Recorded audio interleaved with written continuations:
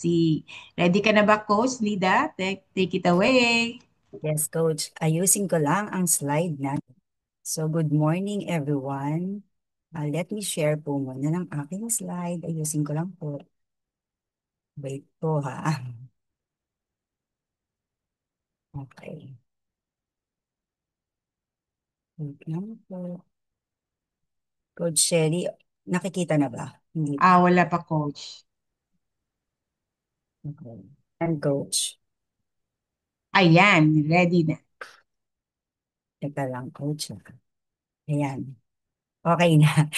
Sorry everyone. So good morning po sa lahat ng mga nag-join sa atin ngayon, especially yung nasa room and yung mga nasa FB Live po natin. Before po ako mag-ano ng topic natin, let me share din po yung story ko. Again, I'm Coach Nida Maranon po, 50 years old from Cabuyao, Laguna. I've been using the products po for 12 years na po, and initially ginamit ko po siya for my weight loss. So, ngayon po, ginagamit ko na siya for my healthy aging kasi 50 na nga. So, ang aloe tea shake na favorite ng lahat. So, syempre po, hindi po natin mawawala yon. And bukod po doon, may mga supplements po akong i-share na favorite din talaga. Actually, lahat naman po. Pero mention ko lang po yung iba, yung vitamins and minerals, yung ating NRG, yung Herbalife line, yung Tanquay, kasi yun po yung support talaga yung mga nag-age na mga babae for menopausal po ito. So, mas maganda po nating i-take. And of course, yung ating probiotic. Hindi po natin mawawala yung probiotic, no, for good bacteria. So, ang background ko nga po pala, before I met Herbalife, I'm a realtor, doon ang that part-time po, and na may mga side hustle pa, pero full-time housewife po. So, okay naman po ang income ko, hindi naman masyado malaki, pero hindi naman po ako nagre-reklamo kasi full-time, talagang priority ko po yung mga bata. Ang hindi ko lang po talaga gusto before is very unhealthy po yung lifestyle ko.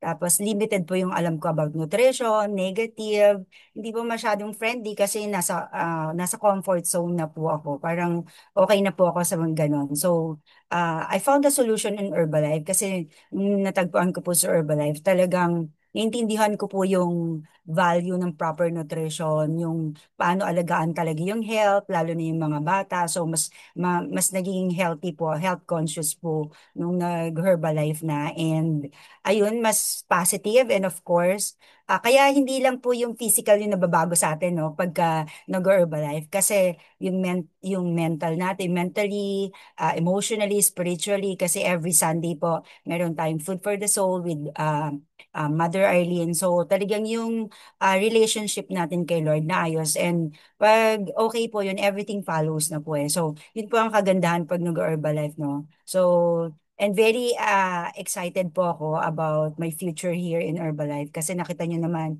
yung mga aging, they age gracefully. So, hindi po ako natatakot na talagang mag-age and hindi po tayo magiging burden sa mga anak natin kasi naalagaan po natin talaga yung health natin. So, mas health is wealth nga. So, wag nilang sabihin na talagang mahal mag-Herbalife. Mas mahal po magkasakit ngayon. Kaya, very excited po ako na ma-share pa po sa iba yung ma-share po natin kasi sharing is caring nga po. And dapat i-bless din natin sila para ma-experience din po nila, di ba? Yung amazing results na na-experience natin. So, ayan. That's why I really love Herbalife. So, so much of me po. So, let's proceed po sa topic natin. So, four surprising benefits of vitamin C. Then, mababasa po natin itong article na to sa herbalife.com. So, actually, ito surprise po talaga yung iba dito. So kung narinig po natin about yung sikat na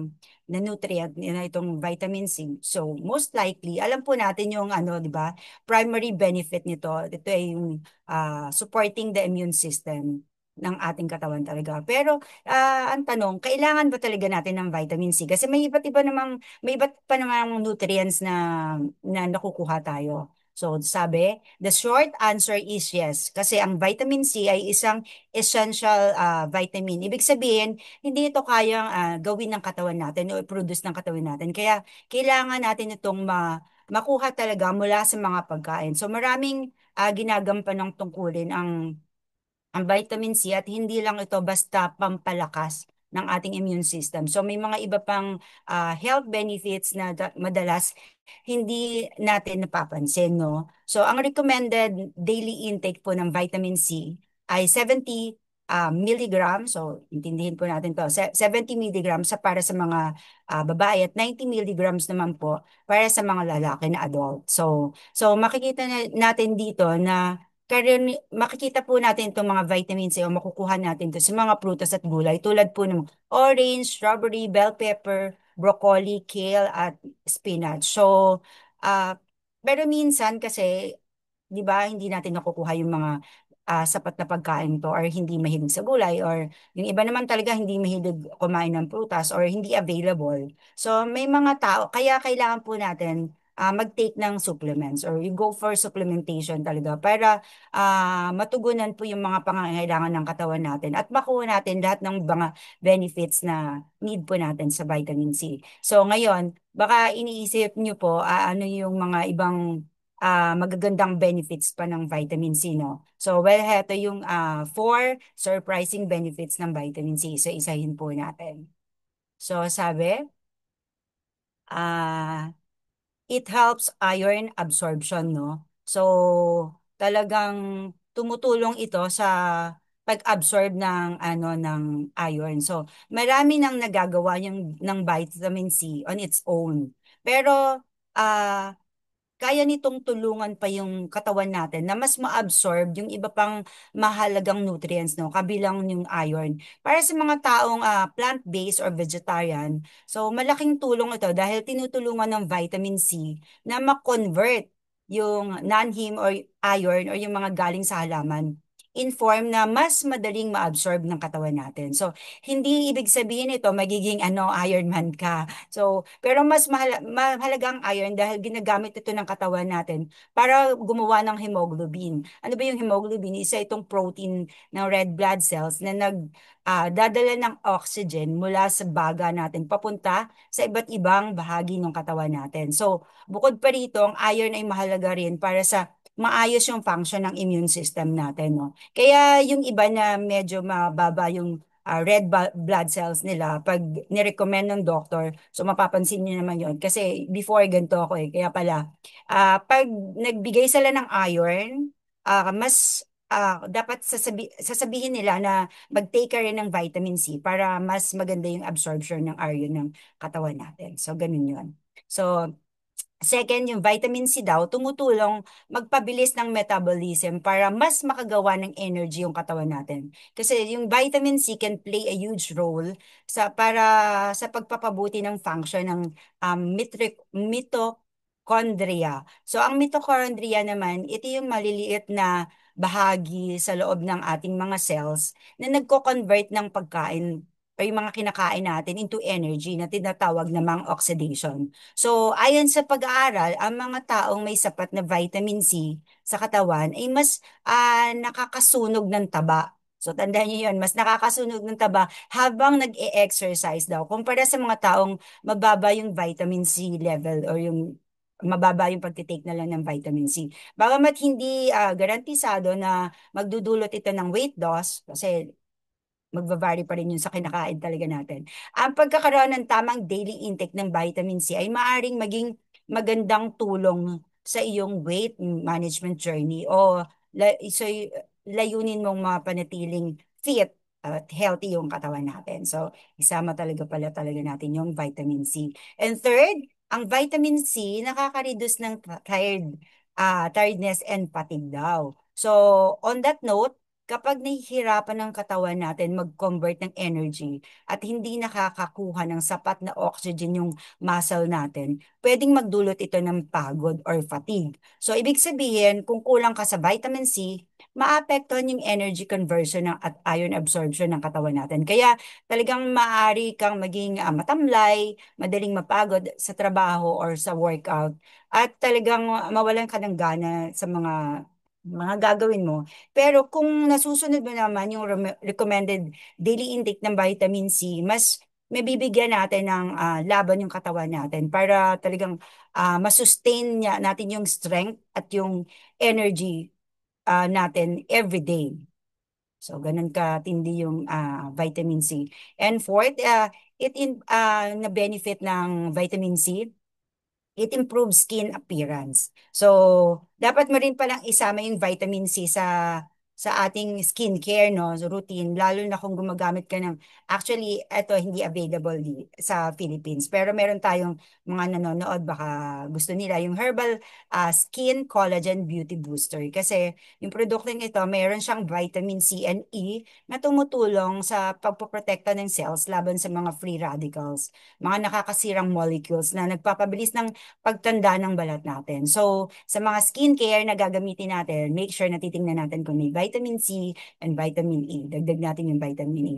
Dahil sa antioxidant properties at sa papel na nito ng collagen formation ang vitamin C ay nakakatulong para maging mas makinis yung or mas radiant at mas bata yung itsura ng balat natin. Ganun pala yun. Habang pinoprotektahan ito laban sa toxin at sun damage. So, are you getting the recommended daily intake of vitamin C? So, check niyo yon. Now that na alam natin na more of the incredible benefits of this essential vitamin, make sure na we refuel yung mind natin and body to live your best life talaga, no? So, eto, makikita niyo yung recommended nutrient intake per day, pati yung age bracket niya, no? Ang vitamin C, naka-bold naman yan, no? Ito yan. So makikita niyo na dapat yung adult, 70 milligrams ang intake natin every day, and ang mga lalaki, 90 milligrams every day. Pero may maximum ano naman to, daily intake kasi yung sasabihin niyo bakit yung vitamin C na tinitake ko 500 milligrams. So 2,000 yung ano natin, maximum na safe. Pero ito, recommended kasi yung 70 para sa mga babae, 90 para sa mga lalaki. So, we're very thankful and talagang very proud kasi meron tayong, makikita nyo naman, atong vitamins and minerals natin bukod sa ito yung mga benefits, no? Talagang meron 24 vitamins and minerals to provide and support your daily active lifestyle needs. Tapos, suitable for those who need. So, makikita nyo naman yung mga benefits for additional boost of energy, those who are leading a hectic, stressful lifestyle.